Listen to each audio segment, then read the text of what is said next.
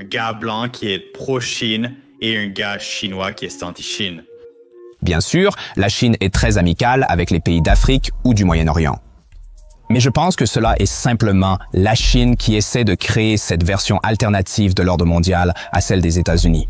Ce que vous avez vu jusqu'à présent ne sont que des chiffres, mais je ne pense pas qu'ils soient vraiment en position de former une alliance économique, pour ainsi dire, contre les États-Unis. Cela n'a rien à voir avec le gouvernement chinois. C'est incroyable, non? La Chine a obtenu une énorme victoire en restant simplement en retrait et en ne faisant rien. Pour moi, je ne pense pas que la Chine soit en mesure d'innover, et je n'ai rien vu jusqu'à présent qui soit une véritable innovation. Les attentes étaient un peu trop élevées pour DeepSeek et bien d'autres choses. Tu ne trouves pas, Jen? C'est ce qu'on constate aussi. En 2025, le tourisme international en Chine est en plein essor, contrairement aux États-Unis où il est en chute libre, en raison de la guerre commerciale de Trump. La semaine dernière, j'ai été invité sur une chaîne YouTube populaire pour discuter de la guerre commerciale sino-américaine. Ce qui a été diffusé n'était qu'une fraction de ce que j'ai dit. Maintenant, il est temps de révéler toute la vérité sur la guerre commerciale américaine. Voici l'interview complète non coupée avec mon invité, Jen. Attention, cette vidéo est longue. Utilisez les horodatages pour suivre les sections clés. Un grand merci à Jen de m'avoir accueilli sur sa chaîne. Je suis un grand fan de son travail, et je suis heureux qu'il m'ait invité à débattre contre le point de vue partagé par David Zhang. Maintenant, c'est à vous de juger. Regardez l'interview complète, vérifiez les faits sur ce que je dis, et laissez-moi un commentaire ci-dessous. Commençons. Je souhaite examiner cette question à travers le prisme des jeux de pouvoir essentiellement mis en place entre la Chine et les États-Unis. Commençons par passer en revue différentes catégories, en débutant par les médias. Et le soft power, puis plonger plus spécifiquement dans le commerce et l'économie, les ressources critiques, la diplomatie et les alliances. Et je pense que nous pouvons terminer avec les attitudes culturelles. Parce que je pense que tout cela joue dans les jeux de pouvoir qui sont en train de se dérouler actuellement. Donc, en commençant par les médias et le soft power, je pense qu'une chose très intéressante est les différences. La Chine est principalement perçue comme un média d'État, où l'Amérique, il pourrait y avoir des aperçus de cela aussi, mais est plutôt considérée comme un média d'entreprise. À quel point le soft power est important dans cette guerre commerciale? Et qui pensez-vous l'utilise plus efficacement bien? Nous avons constaté un changement incroyable en 2025 en Chine. Bien qu'elle soit connue pour son contrôle médiatique centralisé à Pékin, la Chine est l'un des pays les plus dynamiques en termes d'utilisation des réseaux sociaux, avec des centaines de millions d'utilisateurs. Prenons l'exemple de TikTok qui existe en deux versions différentes. Une version domestique appelée Douyin existe uniquement en Chine continentale. Encore une fois, des centaines de millions d'utilisateurs qui créent du contenu incroyable là-bas, en plus de TikTok, qui est la version internationale qui a été, vous savez, l'une des applications les plus populaires au monde ces dernières années. Je pense que ce qui a été incroyable, c'est que, vous savez, avec Donald Trump qui voulait vraiment attaquer TikTok et potentiellement l'interdire, ce que vous avez vu aux États-Unis, c'est que vous avez vu des millions d'Américains partir et aller sur une autre application chinoise appelée, qui signifie Petit Livre Rouge, directement traduit, mais c'est aussi appelé Note Rouge.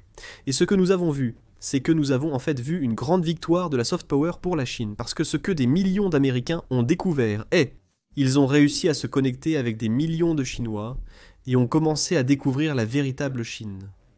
Et de nombreux Américains, et je parle de millions d'Américains, ont été exposés à wow, comme ce que le gouvernement des États-Unis. Et mes médias me disent, la situation réelle en Chine diffère grandement de ce qui est rapporté aux États-Unis.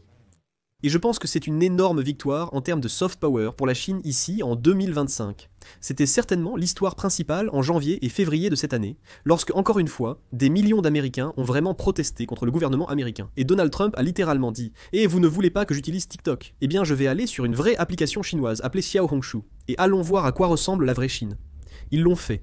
Et c'était une grande victoire en termes de soft power pour la Chine. Pensez-vous que c'était un effort concerté du gouvernement chinois, ou plutôt le démantèlement du gouvernement américain pour avoir essayé d'interdire TikTok, l'une des applications les plus populaires au monde et aux États-Unis? Cela n'a rien à voir avec le gouvernement chinois. La Chine a obtenu une énorme victoire en restant simplement en retrait, sans rien faire. Ce n'était pas la Chine qui incitait les gens à télécharger cette nouvelle application. Pourquoi ne venez-vous pas ici? C'était vraiment des Américains frustrés par cette attaque contre la liberté d'expression. C'est une attaque flagrante contre le premier amendement aux États-Unis. Je veux dire, et ce qui est intéressant ici, Jen, c'est que, vous savez, les États-Unis sont très critiques envers la Chine, n'est-ce pas? Nous disons, d'accord, vous n'avez pas de liberté d'expression en Chine. Vous savez, vous devez être plus démocratique. Vous savez, ils seront très... Vous savez, donc c'est comme si vous ne pouviez pas restreindre l'Internet, n'est-ce pas?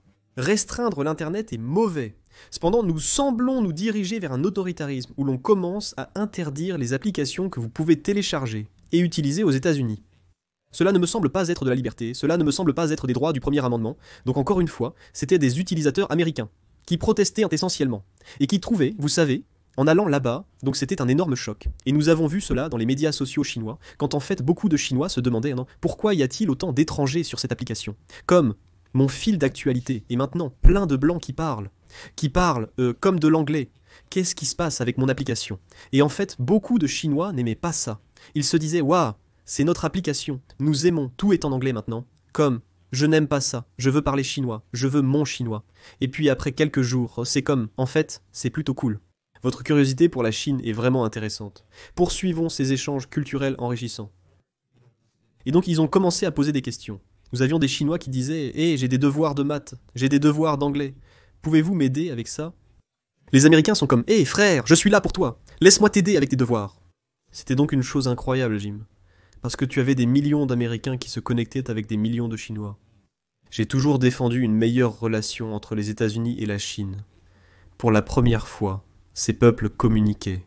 Beaucoup d'Américains étaient impressionnés par les Chinois, trouvant cela vraiment cool. Je ne connaissais rien de la Chine, mais maintenant je parle à une vraie personne chinoise. C'est génial.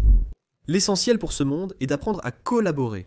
Cette diplomatie interpersonnelle est, selon moi, une chose fantastique. Mais à quel point est-ce réaliste? Je pense que c'est une information publique. Les États-Unis investissent des milliards annuellement dans essentiellement de la propagande anti-Chine, et tout comme vous l'avez expliqué, et qu'il y a deux versions de l'application TikTok, une pour les utilisateurs chinois, une pour le monde. Donc la Chine se protège également. Alors à quel point est-ce réaliste? Parce qu'il semble que ce qui est mis en place, du moins en termes de politique, c'est de continuer à se dénigrer mutuellement. Je pense que le plus important est de réaliser que nos politiciens ne s'entendront jamais. En effet, les politiciens américains ne parviendront jamais à un accord. Les politiciens chinois sont très différents. C'est comme comparer des oranges et des pommes. Ils ne se mélangeront jamais. Ils ont une manière très différente, mais dans les deux gouvernements, ils pensent que leur manière est la plus supérieure. En effet, les Américains affirment qu'un pays ne peut prospérer que s'il est une démocratie libérale. Notre modèle est de vouloir que chaque pays soit une démocratie libérale. La Chine a réussi à sa manière, remettant en question cette vision. Nous sommes un État à partie unique, qui a connu une stabilité remarquable et l'un des plus grands retournements au monde au cours des 6 dernières décennies. Nous avons sorti des centaines de millions de personnes de la pauvreté. La Chine d'aujourd'hui est beaucoup plus prospère qu'il y a 50 ans. Encore une fois, c'est à chacun son propre point de vue, n'est-ce pas? Gouverner un pays de 1,4 milliard d'habitants avec plus de 300 langues parlées en Chine est très différent. Je veux dire, c'est un endroit très unique et diversifié. Donc, vous savez, je dis toujours qu'il y a toujours, vous savez, le monde est trop unique et trop diversifié pour qu'il n'existe qu'une seule forme de gouvernement. Je ne suis pas là pour comparer la supériorité des gouvernements chinois et américains. Je pense que chaque pays doit découvrir ce qui fonctionne pour lui. Le plus important, c'est que lorsque vous connectez les gens entre eux, comme lors d'un voyage en Chine, vous réalisez que les Chinois nous ressemblent beaucoup. Nous aspirons tous aux mêmes choses dans la vie, n'est-ce pas? Nous aspirons à de meilleures carrières, à partir en vacances en famille et à dîner dans de bons restaurants. Les Chinois ont les mêmes aspirations que nous aux États-Unis. Je pense donc que c'est très similaire. Belle chose que cette diplomatie de personne à personne, car pour beaucoup d'Américains, leur vision de la Chine est presque celle d'un État dystopique, presque comme un Corée. Pour beaucoup d'Américains. Leur image et leur croyance de la Chine est presque identique à la Corée du Nord. Et je peux attester de cela parce que la question numéro 1 que je reçois des gens comme « Oh mon Dieu, tu as vécu en Chine pendant 10 ans, comme c'est quoi vivre dans ce dystopique comme ?» Je suis déprimé. La Chine était vraiment différente et c'était génial, tu sais. Comme tu es dans ton esprit, tu penses que c'est la Corée du Nord, pas de liberté, pas d'information vers le monde extérieur. N'oublie pas que les touristes chinois sont l'un des groupes de touristes les plus dynamiques au monde. Ils voyagent partout dans le monde. Tu sais, tu peux se trouver des Chinois partout où ils voyagent. Et devine quoi, après avoir fini de voyager, ils montent dans un avion et retournent en Chine très différent de ce qui se passe, et de ce que nos médias disent. Je pense que cela a été une énorme victoire pour la Chine en 2025 jusqu'à présent. Ouais, je pense que, tu sais, même sans mentionner les récents flux et la vitesse, je pense que cela a ouvert même les jeunes générations à des choses que, tu sais, cela a remis en question les vues qu'ils auraient pu avoir Eh bien, tu sais, ce qui est amusant avec la vitesse, c'est que tu sais, c'est un jeune homme, il n'a que 20 ans. Et tu sais, j'ai regardé ses flux. Et pour être honnête, il n'y a vraiment rien d'homme spectaculaire à ce sujet. Ils sont gentils. C'est un flux de 6 heures, où il se promène en disant « Ouah mec, regarde ce bâtiment, c'est génial ». Il n'y a pas beaucoup de contexte profond, mais ce qui est amusant avec la vitesse, c'est qu'il te montre juste à travers ses yeux. Un jeune de 20 ans avec 37 millions d'abonnés, l'un des streamers les plus populaires aux États-Unis, et il est genre « Mec, je vais aller en Chine, je vais juste te montrer à quoi ça ressemble ». Et il vit une expérience culturelle incroyable là-bas. Et ouais, je veux dire, c'est incroyable. Parce qu'il attire évidemment un public beaucoup plus jeune qui ouvre enfin les yeux. Et genre, waouh, c'est ça à quoi ressemble Shanghai. C'est incroyable. Regarde ces villes. Je suis à Chongqing. 37 millions de personnes. C'est incroyable. Merci de me montrer ça. Nous constatons également que le tourisme international en Chine est en plein essor actuellement, Jen. En 2025 a été, ces derniers chez moi, des touristes du monde entier sont venus, avec plus de 40 pays maintenant sans visa. En Chine, avec un passeport européen ou de l'Union européenne, vous pouvez désormais y aller sans visa pour des vacances d'au moins 2 semaines, ce que beaucoup d'Européens ont fait. Les Kiwis et les Australiens sont aussi exemptés de visa. Même en tant que citoyens américains ou canadiens, nous pouvons obtenir un visa de transit de 10 jours. Il est donc nettement plus simple de se rendre en Chine. Et vous savez, la Chine voit beaucoup d'augmentation du tourisme, ce qui est en fait tout le contraire, car en réalité le tourisme vers les États-Unis est absolument en chute libre en ce moment, spécifiquement à cause de cette guerre commerciale de Trump. Donc je pense que passer au commerce et à l'économie, et je pense qu'une chose que vous avez mentionnée était la stabilité. Et j'ai en fait d'abord interviewé David Zhang, et une chose qu'il voulait vraiment que je vous demande, croyez-vous que la croissance du produit intérieur brut de 5% est réelle, ou est-ce infondé? Eh bien, je pense que, vous savez, c'est l'une des questions les plus courantes, n'est-ce pas? C'est, vous savez, quel est le produit intérieur brut de la Chine? La croissance réelle là-bas? Et qu'est-ce que c'est? Donc je dirais que c'est un peu difficile de comprendre complètement cela. Parce que, par exemple, avec la croissance du produit intérieur brut, vous savez, il y a des moyens d'augmenter cela. Par exemple, si le gouvernement dit « D'accord, nous allons commencer à construire tous ces nouveaux parcs industriels, et nous allons faire ces améliorations là-bas », cela peut techniquement compter pour la croissance du produit intérieur brut. Vous savez, je pense que c'est très proche de ce chiffre. Vous savez, je veux dire, nous savons certainement que la Chine se développe. Donc je veux dire, je pense que, vous savez Jen, pour vous donner un peu de contexte, je suis allé en Chine pour la première fois en 2007, où le produit intérieur brut a augmenté de 14,4% cette année-là seulement. C'était il y a presque 20 ans, lorsque la Chine émergeait et se démarquait sur la scène mondiale, annonçant ainsi son arrivée. C'était une époque différente, n'est-ce pas? Cela a été suivi par 2008, les Jeux Olympiques de Pékin, où c'était vraiment la fête de bienvenue de la Chine au monde, comme « Hey, nous sommes là, nous sommes une puissance économique, nous avançons ». La Chine était au sommet du monde à cette époque, organisant d'incroyables Jeux Olympiques d'été et voyant son produit intérieur brut augmenter. Je travaillais dans l'industrie du golf à Shanghai à cette période. C'était une période fascinante pour la Chine, avec une industrie florissante. Aujourd'hui, nous observons la Chine sous un nouveau jour. Se développer tellement ces 20 dernières années que maintenant la taille de l'économie est évidemment beaucoup différente de ce qu'elle était il y a 20 ans. Ainsi, ces taux de croissance à 2 chiffres ne sont plus réalisables. Entre 4% et 5%, c'est toujours remarquable pour la Chine d'atteindre ce niveau. Je veux dire, vous devez vous rappeler qu'une croissance de 4 à 5% serait équivalente à l'ajout de la taille d'une économie du Vietnam ou de la Thaïlande à une économie existante avec cette croissance. Donc oui, je pense que le nombre est certainement proche de cela, et je pense que vous pouvez le voir dans tout cela. Vous savez, et n'écoutons pas. Par exemple, je ne cite jamais les médias d'État chinois parce que je ne veux pas que les gens l'utilisent contre moi, mais je veux dire... Nous pouvons regarder tout le monde, je veux dire, regardez Morgan Stanley, regardez Bloomberg. Presque tout le monde prévoit un nombre très similaire, vous savez? Peut-être juste autour de ce 5%. Alors est-ce exactement 5,2, 5,3%? Peut-être, peut-être pas. Mais c'est certainement, vous savez, j'imaginerais que David a probablement une vision très pessimiste. C'est probablement en retrait ou quelque chose de très minimal.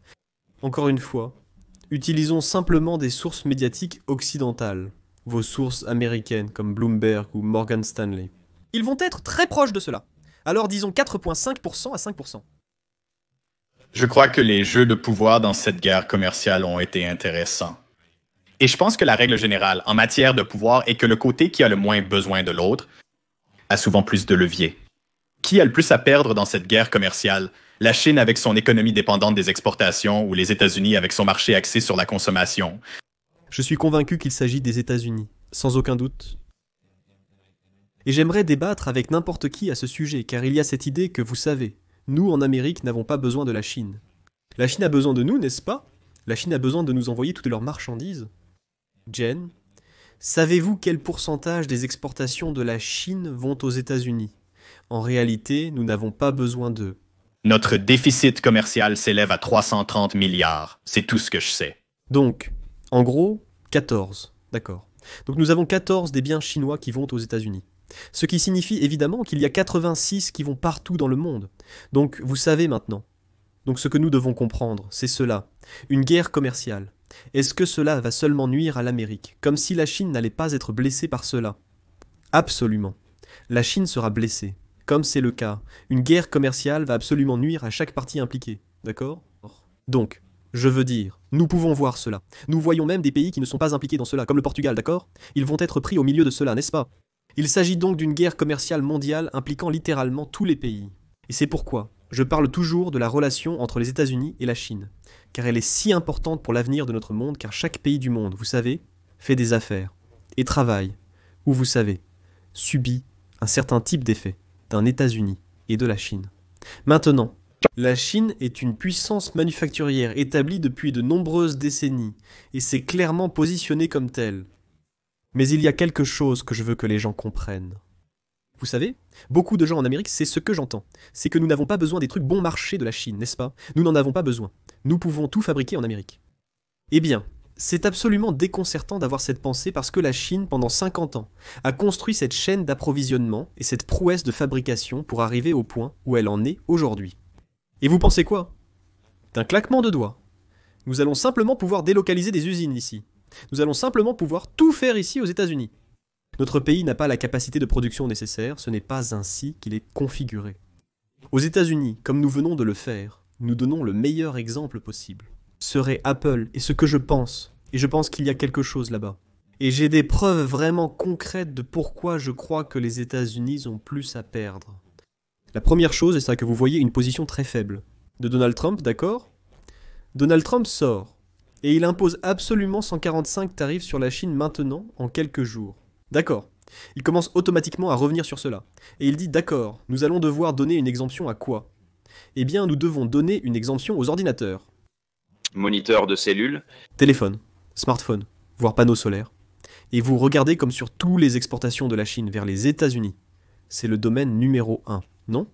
22% de toutes les exportations sont dans cette catégorie. Donc Trump. Et vous savez. Je vous garantis que Tim Cook d'Apple a passé un coup de fil, non? À la Maison Blanche et a dit « Vous commettez un suicide économique, non ?» Comme Apple va être décimé, non? Que vais-je faire? Comment allons-nous vendre ces iPhones, d'accord? Tous ces produits, bien que conçus en Californie, sont fabriqués en Chine. C'est un fait bien connu. Apple a dépensé des dizaines de milliards de dollars pour construire de nombreuses usines et toute leur chaîne d'approvisionnement en Chine. Mais voici le hic, c'est ce qui est vraiment important. Tim Cook a fait une annonce ou une interview et il a dit que la raison pour laquelle les gens ont une idée fausse de la Chine. Ils pensent que nous allons en Chine à cause de la fabrication. En Chine, et c'était bon marché. Alors comme je ne sais pas à quelle Chine ils vont, parce que la Chine a cessé d'être le fabricant bon marché il y a de nombreuses années. En observant un graphique sur les salaires. Et l'augmentation des salaires en Chine, c'est très stable. Ça augmente chaque année. Ce n'est pas bon marché à fabriquer. En Chine, au cours des 10 dernières années, le pays est passé d'un fabricant de basse qualité à un fabricant de haute qualité.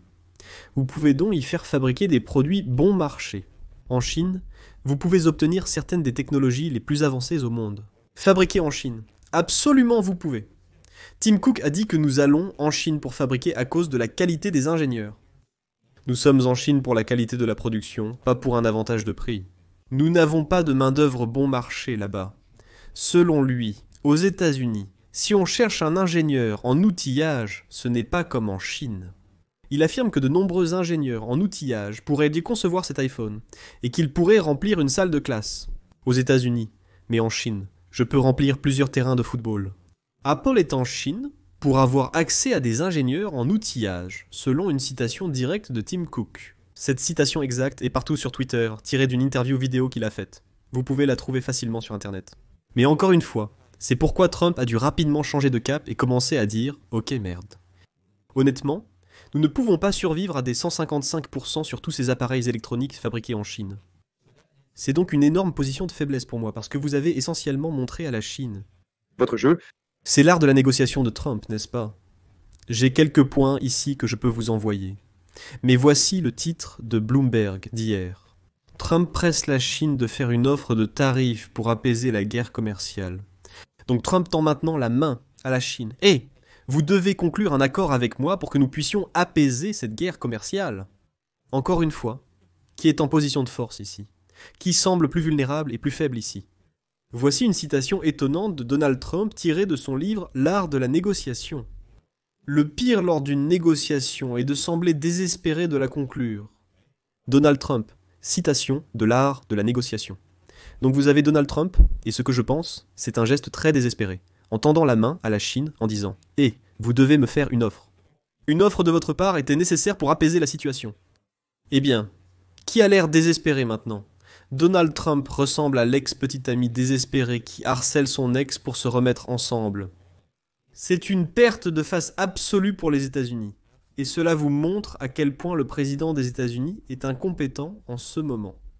En tant que citoyen américain, je suis très agacé par ce sujet, Jen. Je veux dire, j'aime les États-Unis. Et le problème avec cela, c'est que vous regardez notre réputation sur la scène mondiale a absolument chuté les 2 derniers mois depuis Donald Trump. Cela n'aurait pas pu être pire pour les 100 premiers jours de Donald Trump. 2.0. Et le pire, c'est que c'est une blessure par balle auto-infligée, n'est-ce pas? C'est tout de notre propre fait.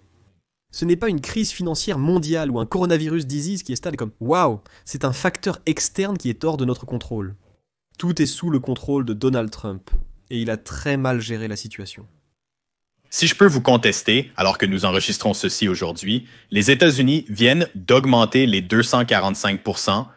Dans ce cas, cela semble plus comme une politique directe et un geste de pouvoir pour montrer que l'escalade va continuer à se produire. Comment réagiriez-vous à cela? Oui, bien j'ai une excellente réponse à cela. Pensez à cela. D'accord? Je veux que vous pensiez à combien d'entreprises américaines fabriquent leurs produits en Chine, qui est écrasée en ce moment. Jen, ce sont les petites entreprises. C'est les petites entreprises d'Amérique que nous savons être le cœur et le pilier de l'économie américaine. Évidemment, nous savons, nous aimons toutes ces grandes entreprises. Que vous savez, je veux dire, les Nikes et les Pommes et les Starbucks, toutes ces grandes entreprises américaines qui font des tonnes d'argent. Mais ce sont les petites marques de vêtements. Ce sont les petits entrepreneurs qui fabriquent leurs produits en Chine. Pensez-y de cette façon. Comme entreprise américaine fabriquant en Chine, vous souhaitez vous rendre dans un magasin Target. Target en ce moment, leur prix d'action est à un niveau plus bas que la pandémie en 2020. Target a été absolument anéanti. Parce que pourquoi? Parce que tous les produits de Target viennent de Chine. Alors imaginons que vous soyez Target et que vous ayez un conteneur plein de choses venant de Chine. Disons que le prix de ce conteneur est d'1 million de dollars. D'accord? Donc, lorsqu'il arrive au port, que allez-vous faire si vous voulez l'importer aux États-Unis aujourd'hui? Le jour où nous enregistrons, c'est une tarif de 245. Cela signifie que Target doit payer 2,45 millions de dollars en taxes au gouvernement des États-Unis. Que allez-vous faire? Quelle est votre marge bénéficiaire sur cela? Pensez-vous que Target réalise autant de bénéfices? Ils laisseront littéralement le million de dollars de produits pourrir là sur le quai. Je ne vais pas le recevoir. Si je le reçois, je dois payer au gouvernement américain 2,45 millions en taxes. Alors devinez quoi? Les étagères des magasins vont être vides très bientôt parce qu'ils sont essentiellement comme « je ne peux pas prendre ça ». Si je le reçois, nous allons subir une énorme perte. Il vaut mieux refuser le million de dollars de marchandises. En l'acceptant, je devrais payer le million plus 2,45 supplémentaires. Donc maintenant, je regarde 3,45 $. Disons que je le reçois. Eh bien, devinez ce qui se passe. Lorsque ces produits arrivent sur les étagères chez Target, devinez qui paie vraiment pour ça. C'est nous. Parce que, oh oui, devinez quoi? Cette bouteille d'eau qui coûtait 20 $, elle coûte maintenant 68,99 $. Devinez quoi? Nous avons été martelés par ces tarifs. Et voici ma réponse à cela. Donc, encore une fois, c'est Donald Trump qui essaie de montrer un coup de force. Mais n'oublions pas que ce n'est pas ainsi qu'on négocie un accord avec la Chine. Je veux dire, c'est vraiment une question d'ego pour Trump, où il ne peut pas admettre qu'il a tort, et il va continuer à l'escalader. Une taxe de 245% est absolument de la folie. Mais le plus important, Jen, c'est que ça va revenir et paralyser l'économie américaine, car on ne peut pas se dissocier de la Chine. Nos économies se sont construites pendant 50 ans. Elles sont tellement interconnectées. Et encore une fois, je veux que vous alliez, vous savez, faire le tour de votre maison et voir combien de choses sont fabriquées en Chine. Parcourez votre vie et voyez combien d'entreprises traitent avec la Chine. Il n'y a pas une entreprise sur le Dow Jones qui ne soit pas exposée à la Chine d'une manière ou d'une autre. Je veux dire, c'est juste, c'est ce qu'est la mondialisation. Et je trouve vraiment triste que Donald Trump affirme que la mondialisation a été un échec. Ce n'est pas le cas. Je ne pense pas qu'il y ait un pays dans le monde qui ait bénéficié plus de la mondialisation que les États-Unis. Honnêtement, c'est un véritable désordre en ce moment. Mais les États-Unis ne peuvent pas gagner cela. Ils devront conclure un accord. À mon avis, Donald Trump reculera une nouvelle fois et essaiera de tourner la situation pour sauver la face. Très similaire à ce tarif téléphonique, où c'est comme « D'accord, nous allons l'exempter parce que, mon Dieu, je veux dire, Apple ne va pas survivre si nous ne faisons pas ça. » Et donc, je pense que passer à des ressources critiques, parce que je pense que c'est là que ça devient vraiment intéressant, n'est-ce pas? Parce que la fabrication, quand il s'agit du monde globalisé, et je pense que lorsque vous parlez de libre-échange, cela peut bénéficier à beaucoup de gens, n'est-ce pas? Mais la fabrication peut en fait être un avantage significatif, disons, si une guerre totale éclate, n'est-ce pas? C'est à ce moment-là que cela peut vraiment, vraiment compter. Je suis curieux, pensez-vous que cette domination de la Chine sur les minéraux de terres rares nécessaires à tout, des smartphones aux avions de chasse? Selon vous, comment la Chine utilise-t-elle cela comme levier et arme dans la guerre commerciale actuelle? La Chine utilise cela comme un levier dans une guerre commerciale, sans aucun doute. Je vais en parler, laissez-moi chercher rapidement. Les gens ne réalisent pas l'importance des minéraux rares. Ils sont essentiels pour la fabrication d'armes, de drones, de radars, de voitures, de smartphones, d'ordinateurs portables, de machines d'imagerie par résonance magnétique et de scanners tomodensitométrie. La Chine détient plus de 95% du contrôle des minéraux et de leur raffinement, qui est l'élément clé. La Chine est le seul pays au monde qui fait ce raffinement, et a choisi d'arrêter de les exporter vers les États-Unis.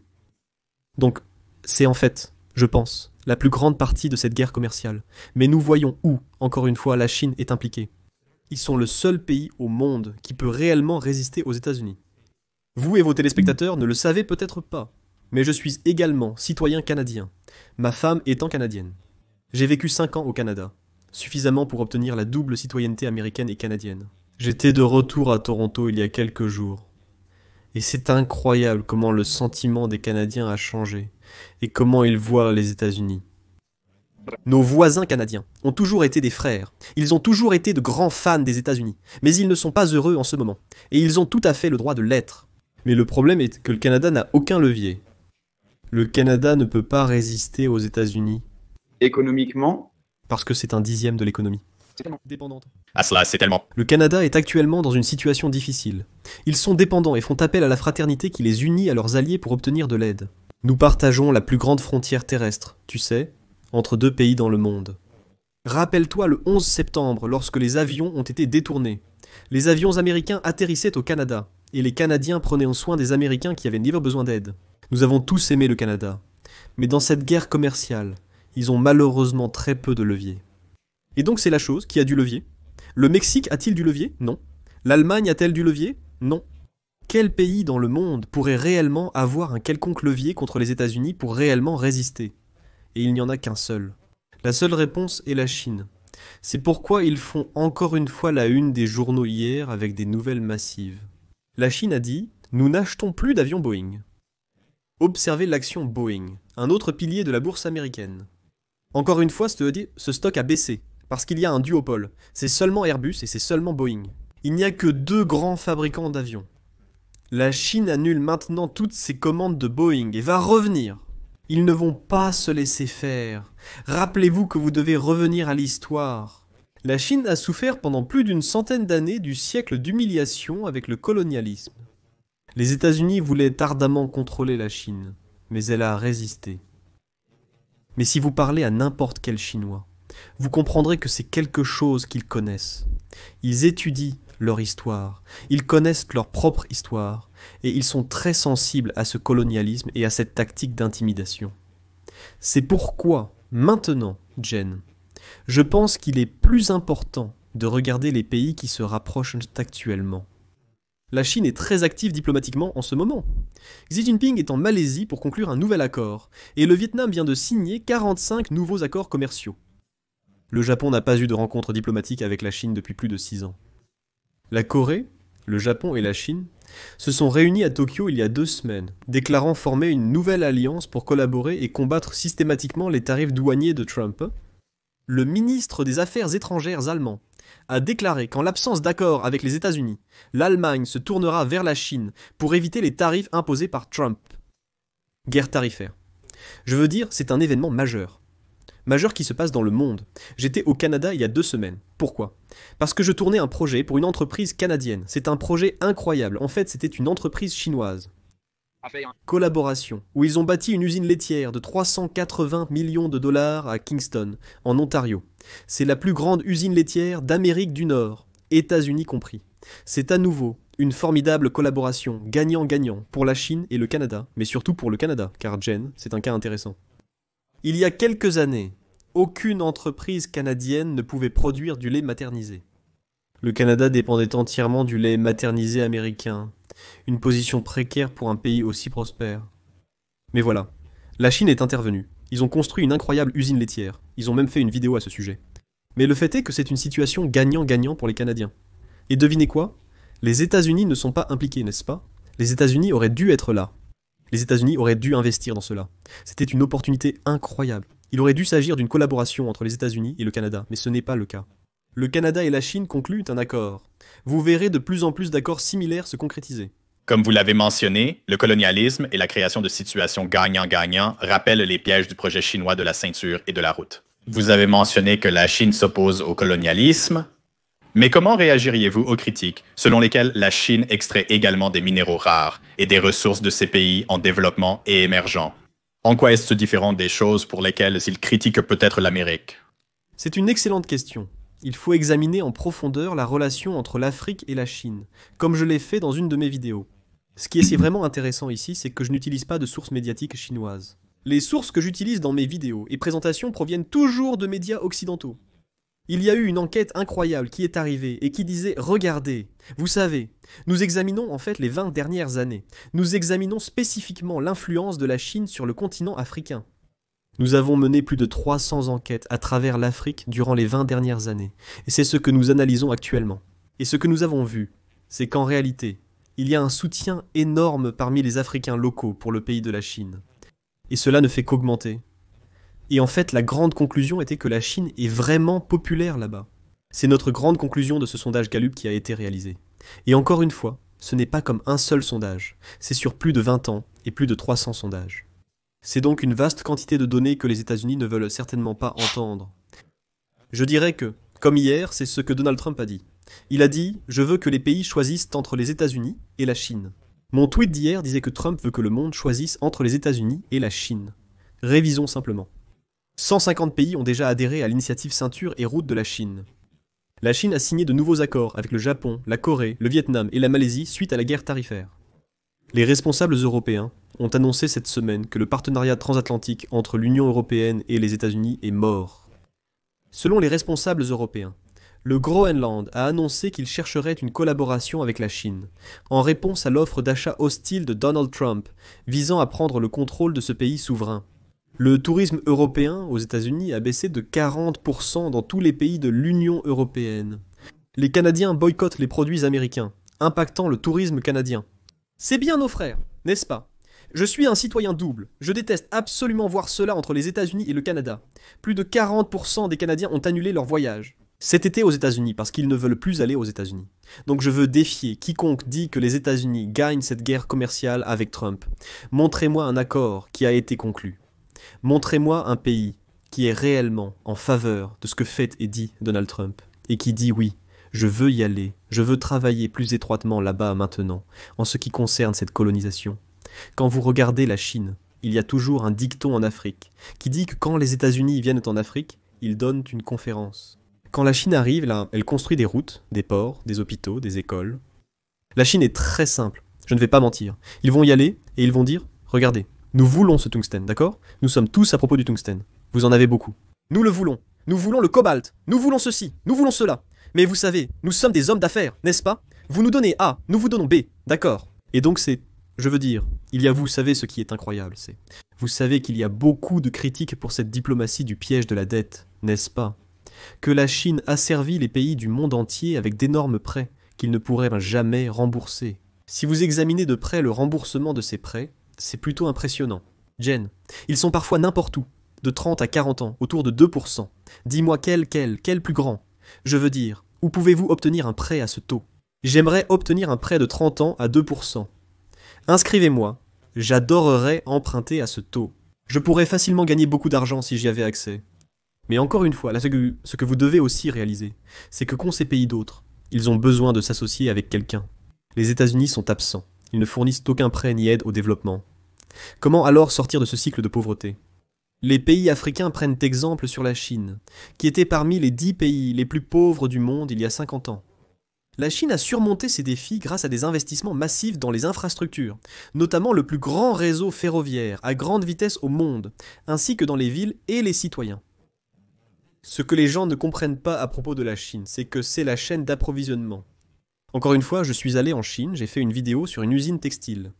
C'était une vidéo incroyable parce que tout dans cette usine se trouve dans un rayon de 20 miles. Tout ce qui concerne les textiles est là. Boutons, fils, teinture, couture, ficelle, machines. Tout cet écosystème que la Chine excelle à construire n'est reproduit nulle part ailleurs. C'est pourquoi la Chine est si avancée dans leur fabrication. C'est aussi pourquoi je pense, d'après les résultats des sondages, que les pays africains, même si je ne suis pas africain, regardez les commentaires de ma vidéo, vous verrez, des centaines de commentaires de vrais Africains du Mozambique, du Nigeria, du Ghana, dire qu'ils aiment la Chine et ce qu'elle fait chez eux. Ils affirment que la vidéo a tout à fait raison. Merci de partager. Donc, vous savez, encore une fois, il y a beaucoup plus de perspectives que les gens ont besoin de comprendre, Jen. C'est la menace du colonialisme, vous savez. Honnêtement, la Chine est là pour les affaires en Afrique. Grâce à elle, le continent a un avenir plus radieux. Donc, je sais que vous avez un peu abordé ce sujet dans les questions précédentes, mais à quel point ces tarifs réciproques sont-ils réalistes lorsqu'il s'agit de changer d'alliance, n'est-ce pas? Parce que les alliés chez les traditionnels vont toujours soutenir les États-Unis. Je sais que vous avez mentionné le Canada, mais je ne vois pas ce partenariat changer. L'Europe est toujours alignée avec les États-Unis. Et puis, évidemment, il y a des pays qui jouent des deux côtés. Mais que prévoyez-vous comme une prédiction? Y aura-t-il de véritables gros dominos qui tomberont à la suite de ces tarifs réciproques? Je ne suis pas d'accord avec ce que vous venez de dire. Je ne vois ni le Canada rester avec les États-Unis, ni l'Union européenne faire ça. En réalité, les données montrent clairement le contraire. Comme je l'ai dit, le Canada en ce moment, Mark Carney, le nouveau Premier ministre a dit « Regardez, si les États-Unis ne veulent plus diriger le monde, le Canada sera heureux de prendre la relève et de remplir cette position. Vous êtes témoin d'un changement, d'une rupture avec le passé. C'est le message clé que je souhaite faire passer. Ce que Donald Trump a coûté, je veux dire, d'accord, nous avons perdu de l'argent sur le marché boursier, nous, vous savez, nous imposons des tarifs, nous, vous savez, des coûts plus élevés. Tout cela peut être réparé. La seule chose que vous ne pouvez pas remplacer est la confiance. C'est ce que l'Amérique a perdu en ce moment. Et ce que vous voyez en ce moment, c'est encore une fois, vous aviez des responsables de l'Union européenne, plus tôt cette semaine, disant que le partenariat transatlantique avec les États-Unis est mort. Vous verrez certainement l'Union européenne se détourner de l'Amérique. Ils l'ont déjà fait, d'accord? Et ce qu'ils disent, c'est que nous allons commercer davantage à l'intérieur de l'Union européenne entre nous. Ils concluront assurément plus d'accords avec la Chine. C'est absolument certain car devinez quoi? Si les États-Unis ne vont pas être là, ils vont certainement chercher ailleurs pour la prospérité et de meilleurs accords commerciaux. Encore une fois, le ministre des Affaires étrangères allemand, il a été très clair à ce sujet. Nous utiliserons la Chine. Nous nous tournerons vers la Chine. C'est très clair. Si Trump continue ainsi, nous nous tournerons vers la Chine. Je veux dire, l'Allemagne est la première économie. Dans l'Union européenne, je pense que nous verrons que les États-Unis sont une démocratie. Mais Trump, élu pour 4 ans, a déjà exprimé son désir de modifier la Constitution pour briguer un 3e mandat sans précédent. Steve Bannon a clairement déclaré que Trump ferait tout son possible pour que cela se produise, ce qui serait un véritable cauchemar. Cela n'arrivera jamais, car il faudrait modifier la Constitution et obtenir l'approbation de la Chambre et du Sénat, donc c'est peu probable. Mais je pense que ce que vous allez voir, c'est que vous allez réaliser. Je pense que nos Européens, vous savez, ils regardent et disent, eh bien, la relation avec les États-Unis est actuellement morte, ou du moins sévèrement rompue. Nous allons attendre 4 ans, jusqu'au départ de Trump. Et ensuite, nous allons probablement avoir quelqu'un là-bas avec un peu de bon sens qui valorise notre partenariat que nous avons eu. Parce que l'Europe a été, vous savez, c'est très triste. C'est triste. J'ai 3 passeports, dont un allemand, car ma mère est d'Allemagne. Je suis donc aussi européen. Et ce qui est triste, c'est que c'est très triste de voir cela. Cette relation extraordinaire entre les États-Unis et l'Europe depuis 1945. N'oublions pas que les États-Unis ont investi des milliards de dollars et aidé l'Europe à se reconstruire. Et a toujours été, je veux dire, l'Allemagne a toujours été proche des États-Unis depuis la Seconde Guerre mondiale. De toute évidence, nous avons mené cette guerre, vaincu Hitler. C'était une victoire pour le monde. Et ma mère, qui a grandi en tant que jeune fille en Allemagne, m'a toujours dit que les soldats américains étaient toujours considérés comme des héros en Amérique à cause de ce qu'ils ont fait pour le monde ce jour-là. Et donc je pense que vous voyez que c'est encore une fois une perte de confiance. Et ce n'est pas facilement reconstruit. Vous savez que juste dans votre vie personnelle, quand un ami vous méprise, vous ment, vous maltraite, et vous avez brisé cette confiance. C'est comme dans un mariage, quand un partenaire le quitte, la confiance est fracturée. Il faut des années pour la retrouver, si c'est même possible. Donc ce sera un moment très difficile et défi pour les États-Unis à l'avenir, avec Donald Trump comme leader. C'est malheureusement la réalité actuelle. Trump a, je pense, complètement perdu la tête. Et je pense que son ego est le plus grand obstacle en ce moment. Et je pense que c'est une tâche très très sombre dans la démocratie. Car ce qui s'est passé, c'est que nous entendons que la démocratie est la meilleure forme de gouvernement. Parce que cela empêche des personnes comme celle-ci d'arriver, et vous savez, d'avoir trop de pouvoir. Avec le contrôle républicain de la Chambre et du Sénat, Trump agit de façon très autoritaire. Et prend des risques sans précédent, et cela ne présage rien de bon. Pour les États-Unis à long terme, je ne vois pas comment quelqu'un pourrait soutenir que Trump fait du bon travail, que les États-Unis gagnent cette guerre commerciale. Je ne vois aucune preuve que nous nous positionnons pour un avenir meilleur. Je ne le perçois pas du tout. Passons aux attitudes culturelles, car en tant que quelqu'un qui est américain et canadien, mais qui a également vécu en Chine, je pense que vous êtes très bien qualifié pour parler de cela. Vous avez comparé dans vos vidéos la culture millénaire de la Chine à celle de l'Amérique, qui n'a que 250 ans. Vous avez aussi indiqué que la Chine a une vision à long terme comparée à l'Amérique, avec son marché boursier et son besoin de résultats rapides et à court terme. Cependant, à quel point est-ce réaliste lorsque vous considérez que la sorte de révolution et de grands changements que nous voyons aujourd'hui en Chine n'a eu lieu que 50 ans auparavant? Est-ce toujours juste d'utiliser cet argument de la culture de 10 000 ans lorsqu'il s'agit de cette guerre commerciale particulière? Eh bien, je pense qu'il y a, vous savez, si vous parlez à... Je pense que le nombre correct est 5000. Lorsque vous allez en Chine et discutez avec les locaux, vous réalisez que c'est quelque chose dont ils sont très fiers. Nous sommes l'une des plus anciennes civilisations au monde, avec 5000 ans d'histoire à travers toutes les dynasties. Vous avez soulevé un bon point. C'est vraiment durant les 50 dernières années que la Chine a connu un essor remarquable. Vraiment émergé, et est vraiment devenue cette incroyable superpuissance, vous savez, qui veut vraiment, vous savez, essentiellement avoir une place à la table avec les États-Unis, et se positionne certainement comme, vous savez, l'une des 2 nations dans le monde qui sont vraiment les plus puissantes. Je pense que ce que la Chine fait très bien, c'est qu'ils se concentrent. Ce que j'aime, c'est que tous les 5 ans, ils ont un plan quinquennal. Le gouvernement annonce les objectifs du pays pour les 5 années à venir. Cela a été une constante. Nous en sommes au 13e plan consécutif, un véritable pilier pour le gouvernement chinois. Et dire qu'on va se focaliser sur ces industries clés. Voici ce que nous allons faire. Ce que nous avons vu avec la Chine, très spécifiquement, c'est au cours des 10 dernières années. Vous savez, nous avons vu en 2015, Xi Jinping a dit « Regardez, nous allons avoir cette initiative Made in China 2025. Dans les 10 ans à venir, nous nous dirigerons vers cette production haut de gamme, n'est-ce pas ? Nous voulons être reconnus pour être vraiment vous savez, le leader mondial, encore une fois, dans la production de ces produits haut de gamme, vous savez, comme vos iPhones, et, vous savez, ces choses avancées. Ce que vous voyez actuellement, c'est, vous savez, regardez l'industrie des véhicules électriques, n'est-ce pas? La Chine est le joueur dominant dans l'industrie des véhicules électriques. Il n'y a pas un autre pays dans le monde, Jen, qui peut produire une batterie de véhicules électriques à part la Chine. D'accord, donc quand vous regardez comment la Chine a été très systématique et comment ils ont regardé ça, n'est-ce pas? Il y a 20 ans, au tournant du millénaire. Il y a maintenant 25 ans, en gros, la Chine a dit « Comment allons-nous concurrencer l'Allemagne, le Japon, les États-Unis avec le moteur à combustion, n'est-ce pas ?» La voiture traditionnelle, ces gars ont fabriqué ça pendant, vous savez, 80 ans. Ces gars ont dominé ça, ils sont incroyables à ça. Mais il y a une opportunité sur le marché, et cette opportunité, ce sont les voitures électriques. Donc à une époque où, vous savez, vers 2000, vous aviez ces voitures électriques, qui étaient comme des voitures concept, et les gens expérimentèrent avec ça. La Chine a annoncé d'importants investissements dans les véhicules électriques pour l'avenir. Le pays domine déjà le marché mondial, avec plus de 50% des voitures en Chine étant électriques, et exporte cette technologie à l'international. Et je pense que c'est ce que vous voyez. Vous regardez la Chine.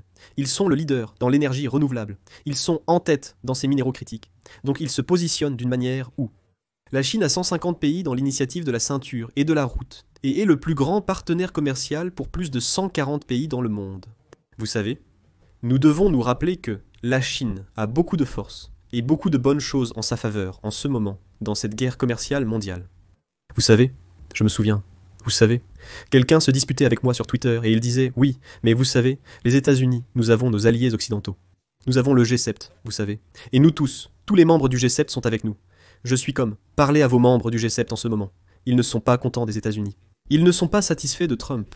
Même s'ils l'étaient, c'est un G7 la Chine à de nombreux pays à travers le monde, principalement dans le sud global. Jim, en examinant les données, nous constatons que les pays à la croissance la plus rapide détermineront l'avenir du monde actuel. Où sont les plus grandes opportunités? C'est en Afrique. C'est de loin l'Afrique, n'est-ce pas? Le Nigeria sera en 2100 le 3e pays le plus peuplé du monde, n'est-ce pas? Il y a un énorme. La femme moyenne au Nigeria a en moyenne 5,2 enfants, n'est-ce pas? Il y a donc un énorme potentiel qui va venir d'Afrique. Je pense que l'Afrique est un joyau caché. Je pense qu'elle va se développer énormément au cours des 80 prochaines années. Et vous avez toutes les économies les plus dynamiques, et les nations les plus dynamiques sont en Afrique en ce moment. Par Sud global, je veux dire les économies émergentes d'Asie du Sud-Est. Je veux dire, regardez la Malaisie, Singapour, la Thaïlande, tous ces pays. Nous sommes tous très proches de la Chine. Donc encore une fois, je pense qu'en ce qui concerne l'élément culturel, je pense que c'est plus dans le sens de, vous savez, la Chine étant très rationnelle, cherchant toujours une situation gagnant-gagnant, cherchant toujours des partenariats.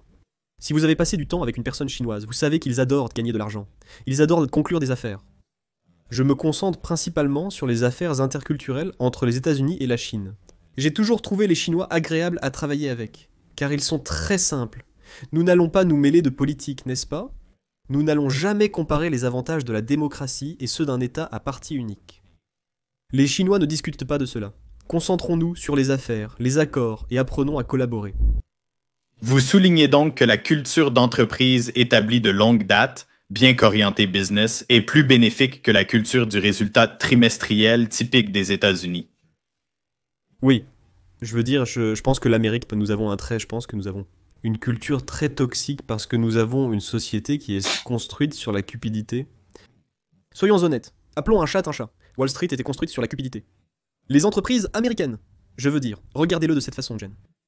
J'aime comparer cela avec, vous savez, nous n'avons pas de système de soins de santé aux États-Unis. Nous avons une industrie des soins de santé, n'est-ce pas? Regardez la santé des Américains comparée à nos dépenses en soins de santé, d'accord? Nous dépensons de loin le montant le plus élevé de tous les pays développés du monde en soins de santé. Cependant, la santé des Américains empire d'année en année, car c'est devenu un business. C'est une énorme entreprise de plusieurs billions de dollars, dont les compagnies d'assurance, les hôpitaux, les médecins, tout le monde gagne tellement d'argent. Sur Red Note, ce sont les vidéos qui deviennent virales. Les Américains semblent de croire qu'il est actuellement possible de se rendre à Shanghai et d'entrer dans un hôpital.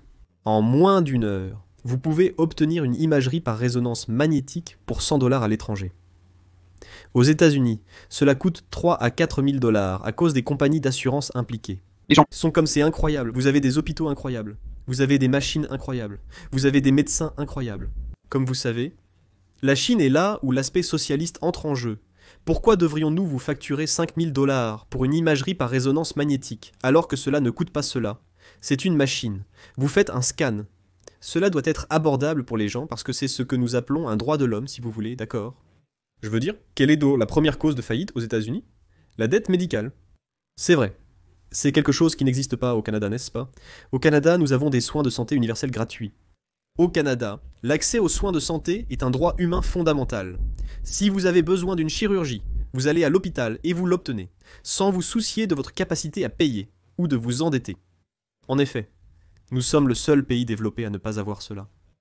Nous avons, regardez nos mères aux États-Unis, nous avons les pires politiques de congé maternité de tous les pays développés. Nous ne sommes même pas proches. En ce qui concerne le congé maternité, nous sommes au même niveau que la Papouasie-Nouvelle-Guinée. Saviez-vous qu'au Canada, le congé maternité peut durer jusqu'à 12 mois avec une possibilité de prolongation de 6 mois supplémentaires? C'est bien plus qu'aux États-Unis. Si c'est pourquoi, Parce que au Canada, ils disent pour qu'il n'y a rien de plus important qu'une mère qui s'occupe de cet enfant pendant la première année. Pendant ce temps, aux États-Unis, vous êtes chanceux d'avoir 4 à 5 semaines de congé maternité. Imaginez prendre un nourrisson de 5 ans et le mettre en garderie à temps plein. Pourquoi cela? Le mari et la femme doivent tous deux travailler pour soutenir ce rêve américain. C'est donc très... Vous savez, ce sont les choses qui sont vraiment, quand nous parlons de droits de l'homme, pour moi. Et je suis un peu sensible à cela parce que j'ai moi-même 3 enfants. Et vous savez quoi, mes jumeaux sont nés à Vancouver, Canada. Ma femme a eu un congé de maternité formidable au Canada. Elle a failli mourir suite à des complications lors de l'accouchement, mais heureusement nous étions au Canada. Je remercie Dieu que nos enfants soient nés ici. Elle a passé près de 2 semaines en soins intensifs et en convalescence après une chirurgie. Cette facture aux États-Unis aurait avoisiné le $1 million pour toutes les procédures médicales qu'elle a eues au Canada. C'est comme si on vous disait « Vous êtes bien, rentrez chez vous, vous n'avez rien à payer ». En tant qu'Américain, je suis impressionné par le traitement médical 5 étoiles que nous avons reçu pendant 2 semaines. Cette facture aurait été astronomique. Si nous n'avions pas eu d'assurance, nous serions endettés. Si nous n'avions pas d'assurance en Amérique, nous aurions littéralement dû déclarer faillite. Notre vie financière aurait été ruinée avec 3 jeunes enfants à charge. C'est le moment où vous souhaitez mettre l'accent sur les droits de l'homme et des sujets similaires. Notre société américaine est fondée sur la cupidité, mais nous pourrions en discuter davantage. Elle est construite sur un moi. Moi, je. Ce n'est pas à propos de la société. Je cherche des moyens d'augmenter mes revenus.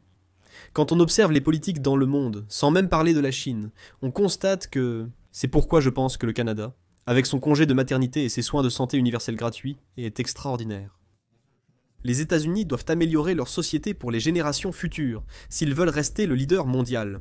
C'est quelque chose que j'aimerais voir changer, car cela offrirait de nombreux avantages.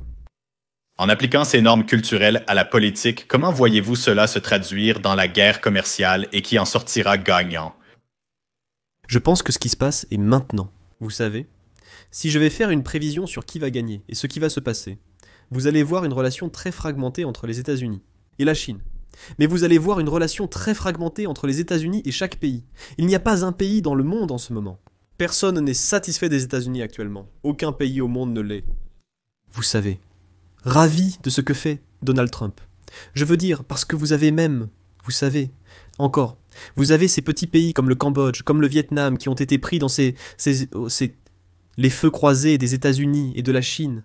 Mais ils sont durement touchés, n'est-ce pas, le Cambodge? Pourquoi tarifons-nous le Cambodge? Vous savez, cela n'a aucun sens. Le problème est que vous avez ceci. Incroyable incompétence de l'administration de Donald Trump, qui dit, vous savez, nous avons un excédent commercial, nous avons un déficit commercial, vous savez, nous devons, vous savez, changer cela. Vous savez, le Vietnam nous arnaque. Non, ce n'est pas.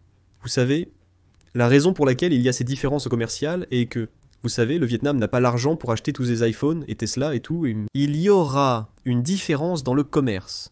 Vous voulez ce déficit commercial, car cela oblige les pays à utiliser le dollar américain pour acheter vos biens, ce qui maintient le dollar comme monnaie de réserve mondiale.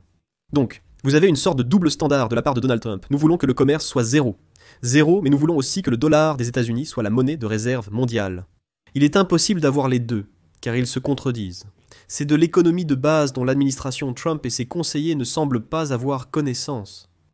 Donc encore une fois, je veux dire, allez là-bas et trouvez un économiste qui est réellement d'accord avec ce plan. D'accord, trouvez quelqu'un qui pense que c'est bien sauf les fidèles de Trump, qui pensent simplement qu'ils seront d'accord avec lui parce que c'est ce qu'ils doivent faire. Il est le roi du château. Si vous êtes d'accord avec lui, vous gardez votre emploi, sinon vous serez renvoyé. Trump construit cela. Concernant l'avenir de cette guerre commerciale mondiale, Jen, je pense que vous verrez des relations fragmentées.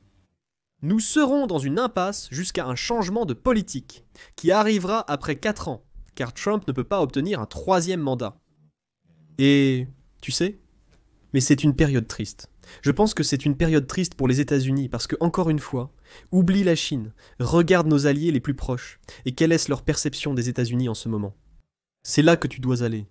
C'est ce que tu dois voir et à qui tu dois parler. Va au Canada, va à l'Union européenne. Et quand tu sais, j'ai un ami qui y va. Tu sais, un monsieur âgé ou mon voisin qui part en vacances en Europe. Tu sais, je vais acheter de l'équipement canadien pour que les gens ne sachent pas que je suis américain. J'ai tellement honte de ce qui se passe dans notre pays. Je suis très inquiet de voyager avec ce passeport américain. Je vais simplement porter un chapeau canadien tous les jours. Je ne peux pas cacher mon accent nord-américain, mais je ne veux pas être impliqué dans ça. Et c'est triste quand vous avez des gens qui disent ça. D'ailleurs, on peut laisser la Chine de côté pour le moment, non? Examinons l'opinion de nos plus proches alliés sur les États-Unis et Donald Trump. Trouvez-moi un qui est réellement d'accord avec ce qui se passe en ce moment. Merci beaucoup, Cyrus. C'était très instructif et intéressant d'entendre votre point de vue. Je l'apprécie. Merci, Jim. Merci beaucoup. Merci pour le travail que vous faites. J'apprécie toujours nos discussions. À tous, si vous êtes arrivés à ce point de la vidéo, je tiens à vous remercier d'avoir regardé cet épisode en entier. J'apprécie votre soutien. J'ai lancé cette chaîne YouTube il y a 5 ans pour partager des perspectives uniques sur la Chine et avoir un impact positif dans le monde. On m'a étiqueté comme un blanc pro-Chine, mais en réalité, je ne le suis pas. Je ne suis pas anti-Amérique, juste pro-réalité. Je me soucie profondément des États-Unis et de la Chine, car j'ai vécu dans les 2 pays et comprends les forces et les faiblesses de chaque système. Cette idée que si vous dites quelque chose de positif sur la Chine, vous devez être un porte-parole du Parti communiste chinois est simplement un argument paresseux. Et me rappelle en fait une récente interview que j'ai faite avec Louis-Vincent Gave, un expatrié de Hong Kong de 30 ans et président-directeur général de l'une des principales sociétés de recherche en investissement en Asie. Il existe 2 types d'étrangers. Ceux qui vont en Chine et reviennent en disant que l'avenir s'y construit, affirmant avoir vu des voitures volantes. J'ai vu, vous savez, des chemins de fer de 450 km. J'ai vu des télécoms 6G. Vous savez, toutes ces choses que la Chine déploie. Les étrangers reviennent et en parlent. De plus, les étrangers ne vont pas juger un autre étranger en disant qu'il doit être un partisan du Parti communiste chinois. Tu dois être payé par le parti. Je défends le dialogue, la compréhension et l'équilibre. La prospérité ne devrait pas être un jeu à somme nulle. Pourquoi est-ce acceptable que les États-Unis se développent? Mais lorsqu'un pays non occidental comme la Chine se développe, cela est soudainement perçu comme une grande menace. Ce n'est pas du leadership mondial, mais de l'insécurité. Chaque pays devrait avoir le droit de prospérer. Remettre en question le récit américain ne signifie pas être anti-américain. La vérité n'est pas anti-américaine. C'est simplement inconfortable pour ceux qui préfèrent les histoires simples. Pour moi, je ne pense pas que la Chine soit en position d'innover, et je n'ai rien vu jusqu'à présent qui soit une véritable innovation. Ils ont été surestimés avec beaucoup de choses, n'est-ce pas? DeepSeek, même avec Red Note et des choses comme ça. Je dois être honnête, c'est l'une des plus... Des affirmations ignorantes prétendant que la Chine n'innove pas. Cette pensée est dépassée et dangereuse. Je veux dire, n'oublions pas, nous parlons du pays qui a transformé Shenzhen, un paisible village de pêcheurs de 30 000 personnes en la ville, à la croissance la plus rapide du monde, et un pôle technologique où 90% des électroniques du monde sont maintenant produites. L'innovation ne se résume pas à être le premier. Il s'agit de prendre une idée, de l'améliorer, de la développer et de conquérir le marché. Sur ce front, la Chine est leader mondial, notamment avec les véhicules électriques. La Chine contrôle toute la chaîne d'approvisionnement des véhicules électriques, de la production de batteries à l'assemblage final. TikTok, la seule appli de médias sociaux non américaine mondialement populaire, les drones DJI ou la domination de Huawei en 5G en sont des exemples. La Chine dépose plus de brevets chaque année que tout autre pays. Leader mondial en recherche en intelligence artificielle informatique quantique et possède sa propre station spatiale. Nier que cela compte comme innovation est un déni total. Même le gouvernement américain reconnaît que la Chine innove trop vite. Le secrétaire au commerce des États-Unis a donc recommandé une collaboration avec l'Europe pour freiner l'innovation chinoise. Mais chaque grande puissance de l'histoire, y compris les États-Unis, a emprunté, construit sur, et oui, parfois même volé des idées. Cela ne les rend pas moins innovants. L'essentiel est ce que vous faites de ces idées. Et la Chine en fait beaucoup. Mais pour certains, ils sont toujours dans le déni. Bien sûr, la Chine est très amicale avec les pays d'Afrique ou du Moyen-Orient, mais je pense que cela est finalement simplement la Chine qui essaie de créer cette version alternative de l'ordre mondial à celle des États-Unis. Ce que nous avons vu jusqu'à présent ne sont que des chiffres, mais je ne pense pas qu'ils soient vraiment en position de former une alliance économique, pour ainsi dire, contre les États-Unis. Pour prétendre que la Chine est... Dire que les relations mondiales ne sont que des chiffres est non seulement faux, mais aussi délirant. Décomposons cela en utilisant des faits et de la logique. Durant le dernier quart de siècle, le monde a connu une transformation profonde.